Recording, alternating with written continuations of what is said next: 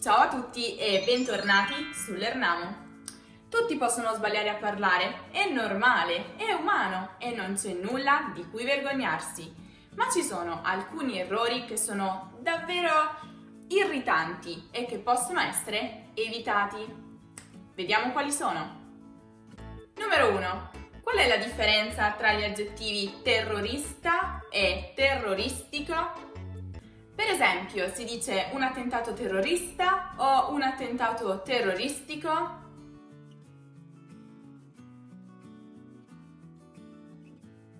Allora, prima di tutto occorre specificare che terrorista e terroristico sono due aggettivi che si riferiscono in particolare a chi pratica il terrore come strumento di azione politica. Ma allora, qual è la differenza tra i due? Non è così difficile.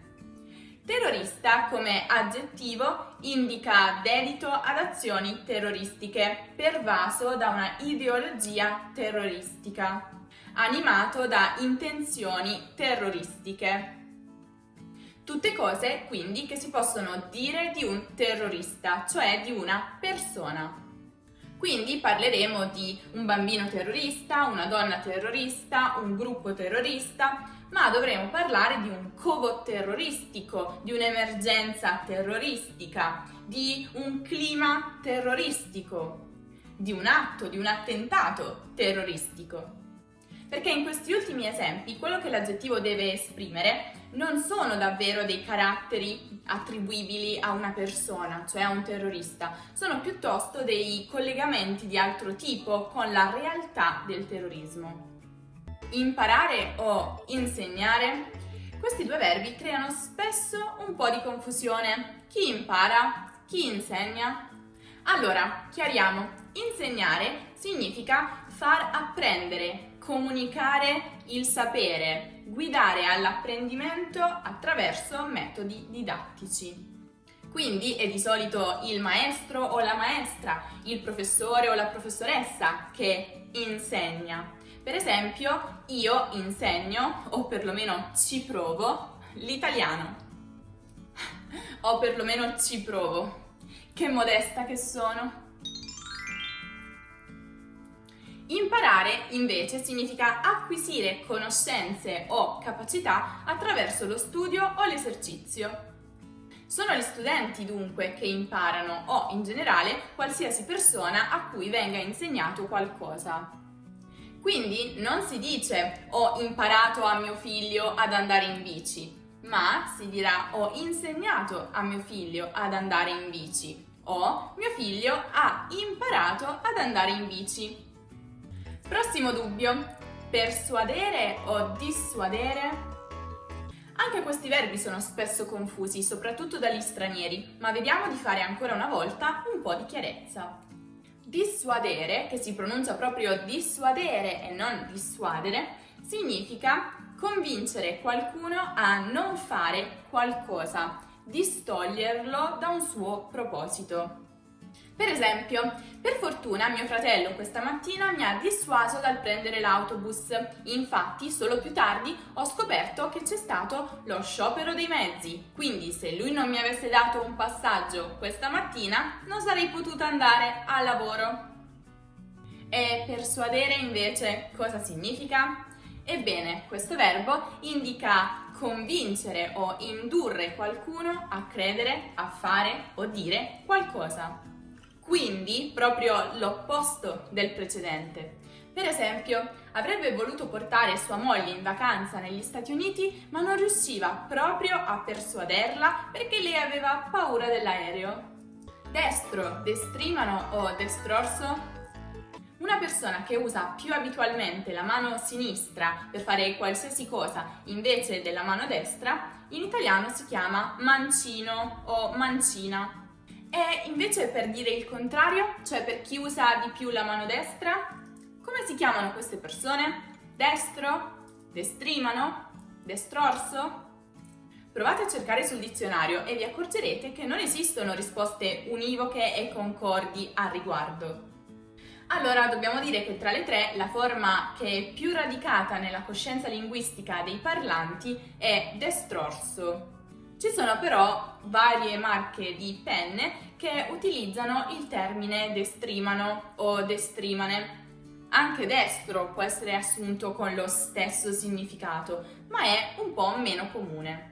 Ma facciamo una prova. Scriviamo le 3 parole su Google e vediamo quella che ottiene il maggior numero di risultati.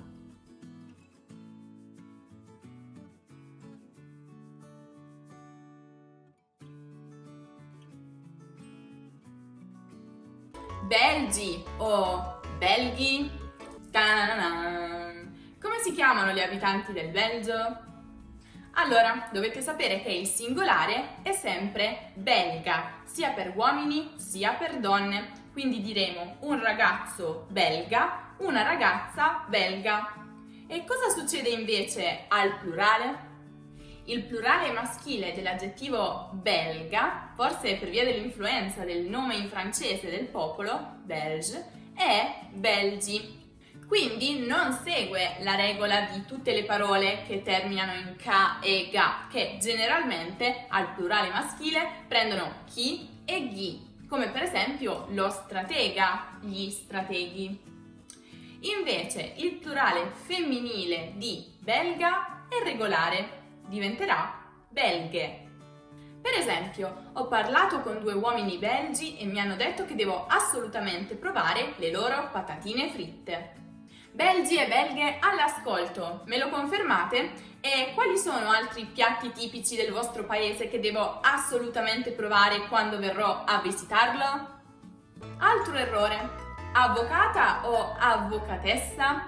Sindaca o sindachessa?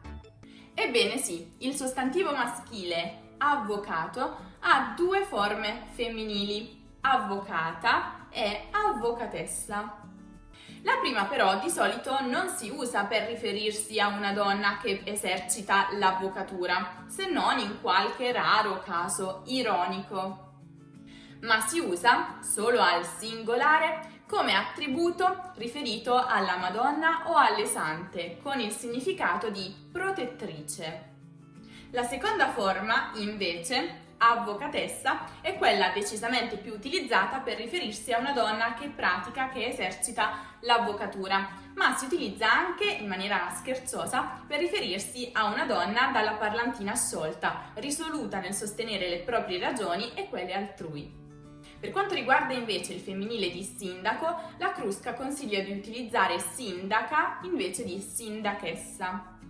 Infatti sarebbe meglio continuare ad utilizzare quelle forme già esistenti in essa, come campionessa, professoressa, dottoressa.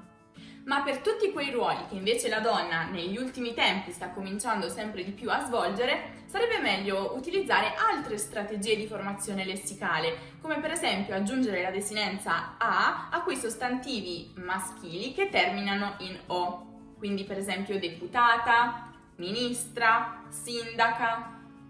O si può anteporre l'articolo femminile davanti invece a quei sostantivi che terminano per e.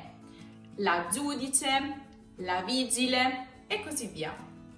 Portafogli o portafoglio? Eh già, immaginiamo che siate vittime di un borseggiatore. Cosa dovrete dire ai poliziotti? Mi hanno rubato il portafogli? O mi hanno rubato il portafoglio? Allora, la forma originale e presumibilmente la più corretta era portafogli, perché si tratta di un composto, porta più fogli, che si allinea ad altri composti molto simili, porta ombrelli, porta penne e così via.